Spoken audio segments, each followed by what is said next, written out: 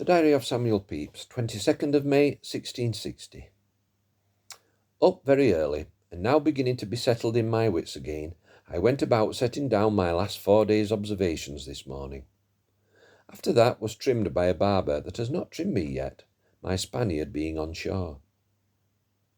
News brought that the two dukes are coming on board, which, by and by, they did in Dutch boats, the Duke of York in yellow trimmings, the Duke of Gloucester in grey and red. My lord went in a boat to meet them, the captain, myself, and others standing at the entering port. So soon as they were entered, we shot the guns off round the fleet. After that they went to view the ship all over, and were most exceedingly pleased with it. They seemed to be both very fine gentlemen.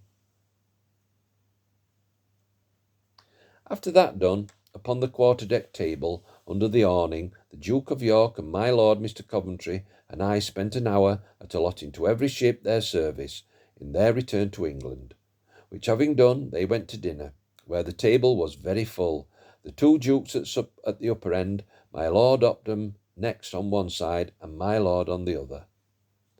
2 guns given to every man while he was drinking the king's health, and so likewise to the duke's health. I took down Monsieur d'Esquire to the great cabin below, and dined with him in state alone, with only 1 or 2 friends of his. All dinner the harper belonging to the Captain Sparling played to the dukes. After dinner, the dukes and my lord to see the vice and rear admirals, and I in a boat after them.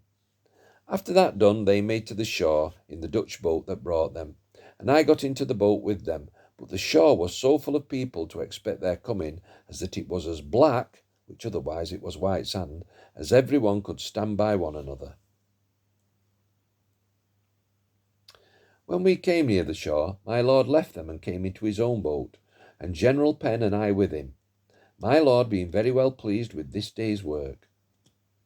By the time we came on board again, news is sent us that the king is on shore, so my lord fired all his guns round twice, and all the fleet after him, which in the end fell into disorder, which seemed very handsome.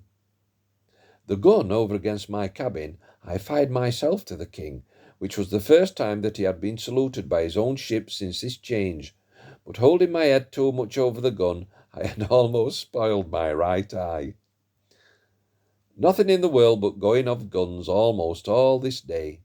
In the evening we began to remove cabins, I to the carpenter's cabin, and Dr. Clerk with me, who came on board this afternoon, having been twice ducked in the sea today, coming from shore, and Mr. North and John Pickering the like. Many of the king's servants came on board tonight, and so many Dutch of all sorts came to see the ship till it was quite dark, that we could not pass by one another, which was great trouble to us all. This afternoon Mr. Downing, who was knighted yesterday by the king, was here on board, and had a ship for his passage into England, with his lady and servants. By the same token, he called me to him when I was going to write the order, to tell me that I must write him Sir G. Downing.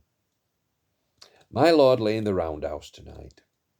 This evening I was late writing a French letter myself by my lord's order to Monsieur Cragg, ambassador to Denmark, à La Haye, which my lord signed in bed.